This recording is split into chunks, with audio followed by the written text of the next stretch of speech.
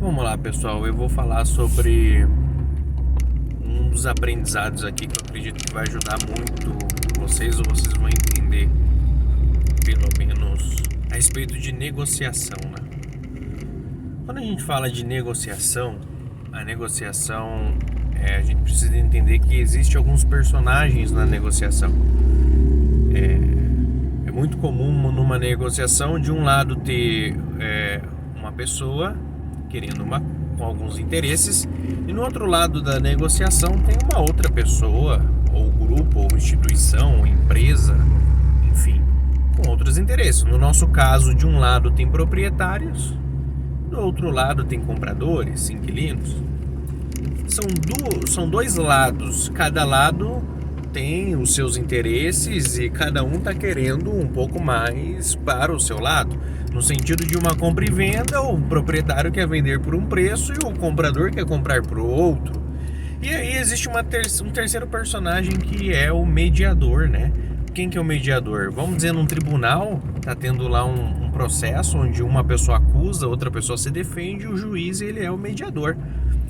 Sempre tem um mediador? Nem sempre, né? Muitas das vezes o ser humano resolve as coisas entre si, no diálogo, na conversa, e media os seus próprios conflitos. Mas às vezes, na grande parte das vezes, quando não consegue resolver diretamente entre eles, eles buscam um terceiro, buscam um mediador, buscam um árbitro, buscam um juiz, que é no caso quando a situação vai para a justiça. E quem que é o mediador nas transações imobiliárias?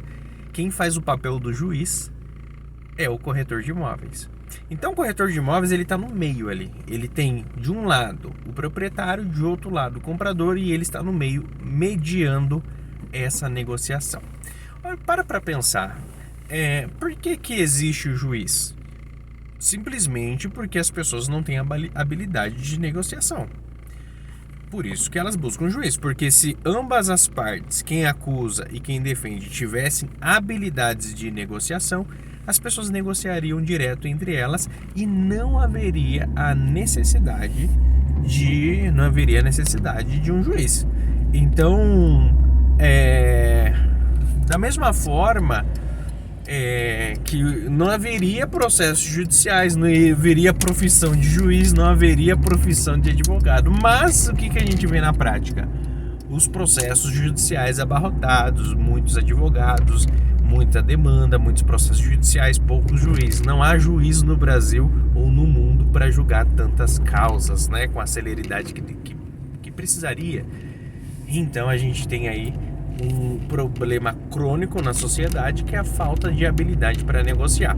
Por um lado é bom, porque gera emprego para quem sabe negociar, que seriam corretores de imóveis, que seriam juízes, que seriam corretores de imóveis, advogados e etc.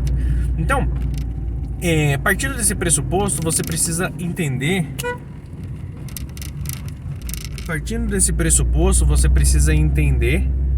que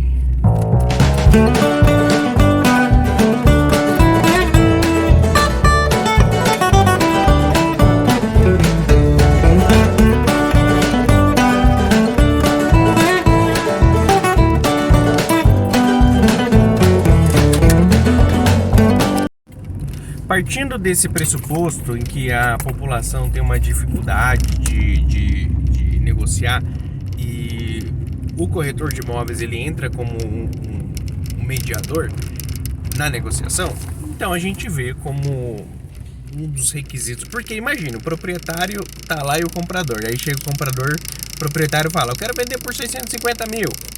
Aí o comprador chega lá e fala: não, eu pago 500. O que ia acontecer, né? Naturalmente, eles um não ia gostar do outro, iam levar pro lado pessoal, e geralmente, sai da minha casa, não quero falar com você, e não ia dar negócio. Porque em vez de tratar de forma profissional, eles tratariam essa situação de forma emocional. E aí, por isso, eles colocam um intermediador, para justamente mediar esses conflitos, essas emoções e essa negociação, a fim de ter um resultado melhor para os dois lados, para ambos os lados. Por isso que a maioria dos negócios, das vendas, são feitas através de corretores de imóveis e imobiliárias. Muitas das vendas de empresas, vendas de grandes instituições, de grandes empresas, normalmente eles não contam com o corretor de imóveis. Vendas de acima de 50 milhões de reais. Por quê? Porque normalmente grandes empresas que estão negociando imóveis nesse tipo, ou venda de empresas nesse tipo, normalmente eles já têm um conhecimento sobre negociação. E por eles terem um conhecimento sobre negociação, eles conseguem resolver e negociar entre eles sem ter de forma mais profissional, sem ter a necessidade de um intermediador mediando essa negociação, que muitas vezes levam anos, porque eles sabem o que eles estão fazendo. Então, por isso que você vê muitos negócios de venda de empresas sem intermediador, negócios de venda de terrenos milionários sem corretor de imóveis, porque ambos os lados têm pessoas com capacidade, com habilidade de negociação. Beleza.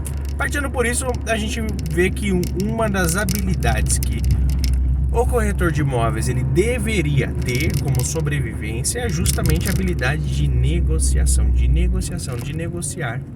Então, eu gostaria de provocar vocês nesse sentido em falar assim: você tem estudado sobre negociação?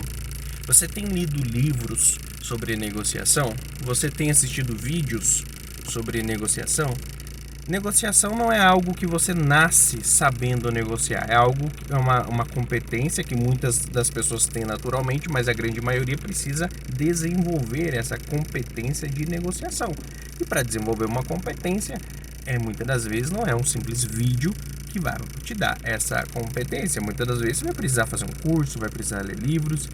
E eu gostaria de reforçar essa importância, essa necessidade de negociar. Não sei se você teve aí na sua imobiliária como corretor de imóveis várias vendas caindo na proposta. Poxa, tem uma proposta e não dá certo. E às vezes o comprador fica com tanta raiva de você que fala: não vou mais comprar com você. O proprietário fica com tanta raiva de você que fala: eu não vou mais vender com você. O que isso dá de feedback para você? Que você está pecando na parte da negociação. Porque quando você é um bom mediador, você vê que é difícil num processo judicial ficarem com raiva do juiz, muitas das vezes, né? Ou de quem está mediando. Normalmente eles pensam assim: não, a outra parte, o advogado da outra parte não presta, mas o juiz foi justo. O juiz julgou com as informações que ele tinha.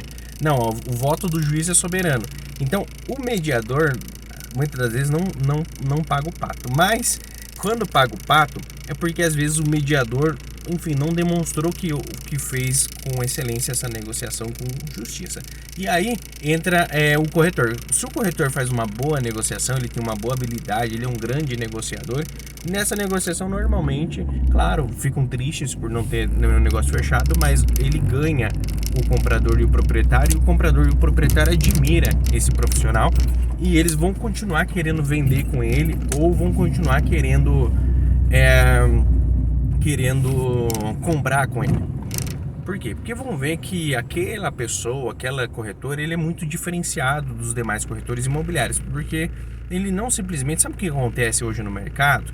Hoje no mercado acontece que tem corretores que eles são passadores de proposta, não são negociadores, não têm habilidade de negociação. Então o que acontece? Ele pega uma proposta aqui do comprador, entrega para o proprietário, pega a contraproposta do proprietário, entrega para o comprador.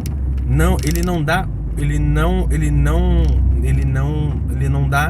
não influencia na negociação de forma correta, de forma que conduza o comprador a aumentar o valor de pagamento e conduz o proprietário a baixar o valor de venda.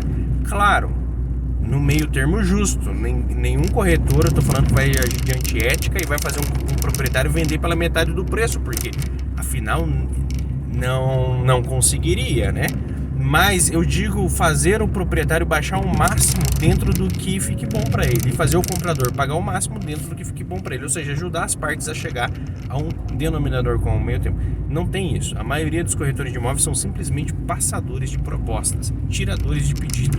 E quando precisa de uma habilidade de negociação para conseguir persuadir convencer, ajudar as partes a tomarem uma melhor decisão, a chegar ao meio termo, e elas querem fechar negócio, só que o proprietário quer um valor justo, o comprador quer um valor justo, e o corretor tem essa necessidade de elevar, vamos dizer assim, as expectativas das partes. E quando isso não ocorre, a gente vê justamente propostas caindo. Então, visto isso e tendo isso como prioridade, você precisa ter como caráter de urgência, anotar no seu bloco de notas, no seu papel, na sua agenda, que esse ano você precisa desenvolver a habilidade de negociação. E para isso tem livros e cursos, como, por exemplo, o quanto que você está investindo em capacitação. Eu ensino sobre isso, eu ensino sobre negociação, eu uso da habilidade de negociação, eu estudei muito sobre negociação, eu pratiquei muito sobre negociação, principalmente no que diz respeito a corretor de imóveis, a proposta, a conduzir uma negociação de proprietário e comprador. Onde que eu ensino isso para os corretores? Que a nossa missão é ajudar os corretores do mercado. Onde que eu ensino isso? Dentro da comunidade Venda Sempre, que é um novo Netflix dos corretores de imóveis. Em vez de você estar lá na Netflix perdendo tempo com entretenimento, perdendo tempo não, com entretenimento, eu também gasto meu tempo com entretenimento, também preciso do lazer. Só que eu estudo muito, eu trabalho muito. Claro, minha cabeça não aguenta, de vez em quando eu preciso tirar um momentinho de lazer. Mas tem vezes que você vai ter que se dedicar menos ao lazer e mais aos estudos. Você está ganhando o salário que você gostaria? Sua vida profissional está excelente? Então maravilha, continua vendo entretenimento. Não tá? Então você tem que priorizar agora um pouco os estudos, ok? Então, lá dentro da comunidade Venda Sempre a gente ensina, temos lá uma aula que a gente ensina sobre negociação, como você vai negociar.